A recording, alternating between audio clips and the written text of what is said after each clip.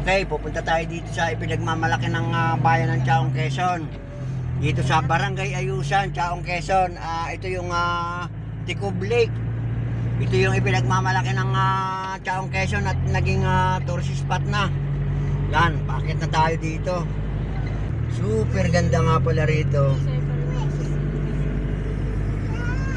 Marami kami magkakasama from Quezon City pa kami. Dinayo namin itong Ticob Lake upang aming masilayan talaga yung mga nakalagay sa social media na napakaganda raw dito. Totoo nga, sobrang ganda nga nitong Ticob Lake. Talagang napakaganda nga pala. Pwede talagang magiging tourist spot nga ito kung ganito ang itsura. Wow, ang ganda. Ayan, ang ganda ng view dito. Puro bulubundukin pala dito. Wow. Ito pala yung ginawa nung mayor ng Chaong, Quezon. Ayan, nagawa sila ng ganito para ibig sabihin, mapapanood mo siya, makikita mo yung kabuuan ng Ticob Lake. Ayan, yung pinakalawa niya. Ang laki pala nito, sobrang laki oh. Hanggang doon pala sa pinakadulo, meron din. Doon sa pinaka gumawa din sila ng ganito.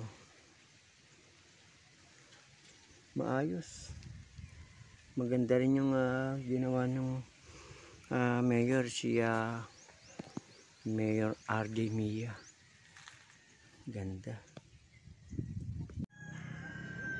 Ayan siya, ito yung Ticob Lake. Ang ganda. Super ganda pala dito.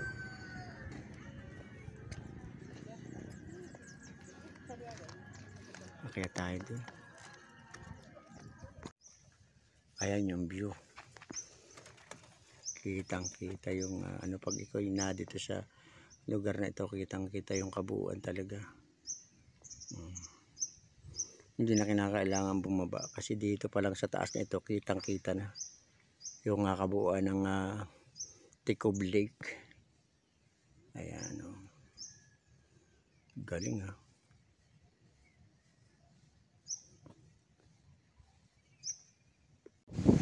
Kaka-relax dito, ang lakas ng hangin oh.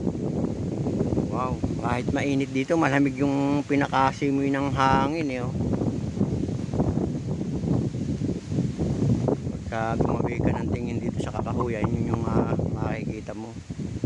Ang napakalinis na Ticob Lake. So, ang sarap dito nga maglakad. Kasi nga ito, malilim na. Maganda pa yung hangin. Pagkatapos maraming coconut, itong puno ng niyog. Yan, wow talaga dito. Ito yung the best.